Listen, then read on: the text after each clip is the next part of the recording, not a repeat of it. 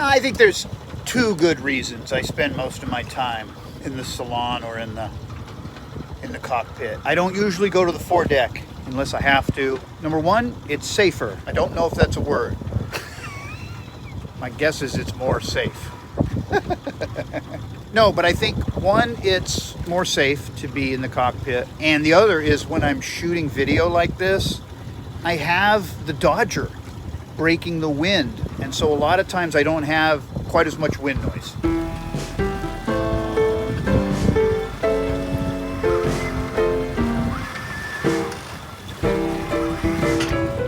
Got no sun yet. Come back over here so you can see. Yeah.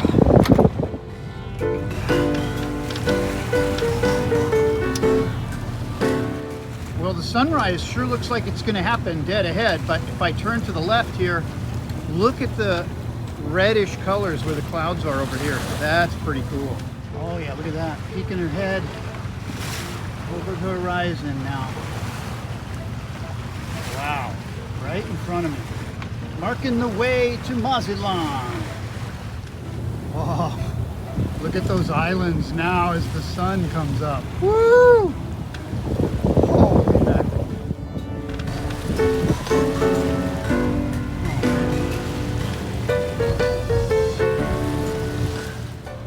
There's a lot of work that goes into preparing to moor, preparing to enter a harbor. You have to take the chain stopper off.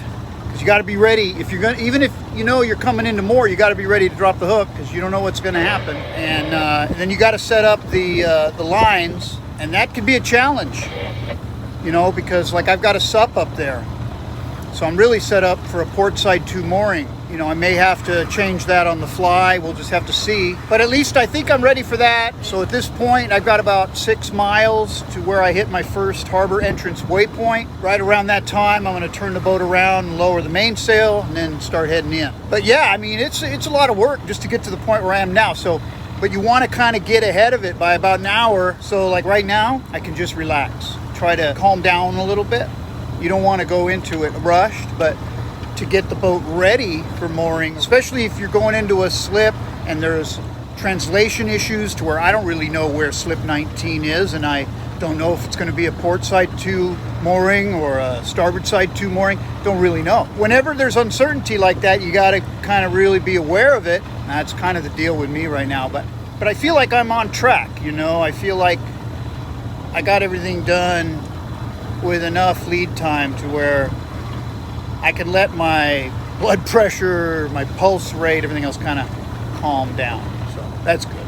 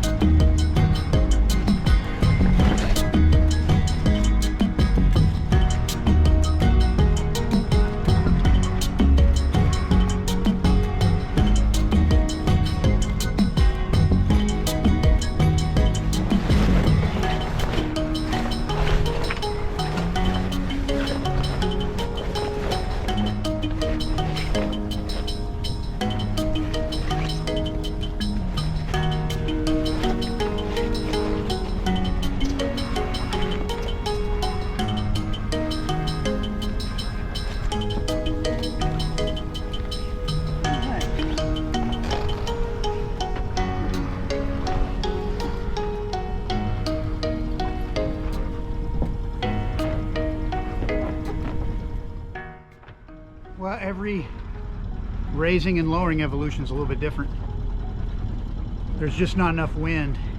Normally I would like to, you know, get close hauled so that the boat could be more steady and I could have the boom off to one side. Rob taught me that. But if there's not enough wind, like here, it's very calm. I mean, 2.4 knots and I'm going 2.9, so there's no wind really. So you just try to get it, point it into the wind and do the best you can, you know. There's kind of our first look at Mazatlán. These islands, you have to go around those islands to get into the old port. The new port's north of those islands, as you can tell. I'm making that approach north, so. Oh man, I had to slow way down. I'm going like, what am I going? Yeah, I slowed down to 3 knots just to buy some more time before I start this transit.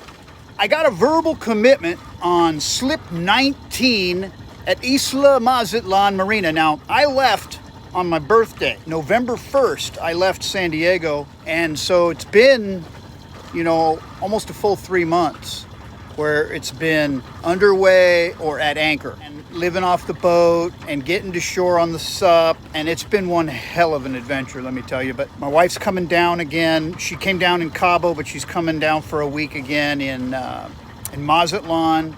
Every single one of these towns, these resort towns in Mexico, is a stunner. Yeah.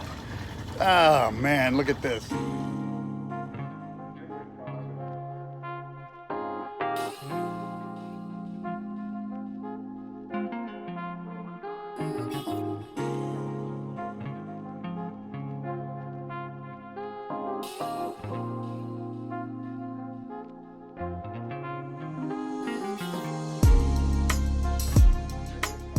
I'm just blown away. Part of it is I'm just tired too, right? I mean, it was 2 full days. This is from La Paz now. 2 full days and 2 full nights. So it took me a whole day to get from La Paz to Muertos. I didn't actually go to Muertos, right? I just kind of came out south of Cerralvo Island, AKA Jacques Cousteau Island. Came out there and then just shot across. My weather window was wide open, as you saw, you know, with I mean, it was FAC, you know, it was great. And now, I mean, that meant I was motor sailing. I'll take it. Because the alternative, when you're wide open like that in a small boat crossing Gulf of California, you could get pummeled if you're not careful, for sure. Rule number 1, don't get pummeled. All right, we're lined up on the channel entrance here. And as you can tell, it is a very inconspicuous entrance. So you really have to kind of take it slow if your first time. I'm going in pretty slow, like 2.5 knots, trying to visually just take in everything so I don't lose my bearings here. The weather's good, visibility's good. I think I'm in good shape. All right, the channel entrance is starting to look obvious now. You can see the breakwater there. Well, I'll tell you, it's hard to record the maneuvering in restricted waters, you know. But check out these first impressions of Isla Mazatlan Golden Resort.